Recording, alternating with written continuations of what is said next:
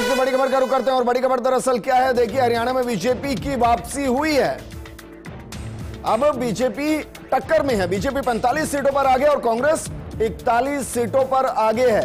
हरियाणा में बीजेपी की वापसी हुई और इसलिए हम कह रहे हैं कि रुझान जैसे जैसे परिणाम की तरफ जाएंगे कई बार करवट बदलेंगे, क्योंकि जिन जिन इलाकों की ईवीएम खुलती जाएंगी उन इलाकों के अंदर किसका कोर वोटर है, इसके हिसाब से आगे और पीछे का गणित बदलता चला जाएगा। बीजेपी 44 पर आगे, कांग्रेस 42 पर आगे और बीजेपी ने अब रुझानों के बाद जो ईवीएम खोलनी शुरू हुई है उसमें बढ़ोतरी की है।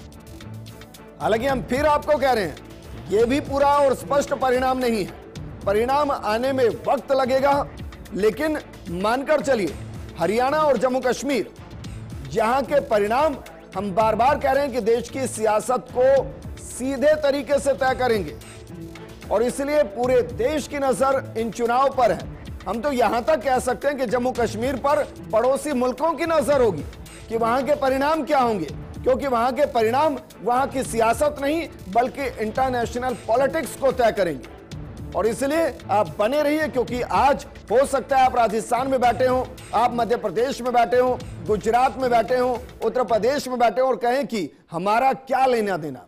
यकीनन आपका लेना देना है, क्योंकि ये दोनों जगहों के चुनाव आपके वहां की सियासत को भी प्रभावित करेंगे। लेकिन सीबी यादव जी, आप कुछ कह रहे थे, अपनी बात को पूरा कीजिए।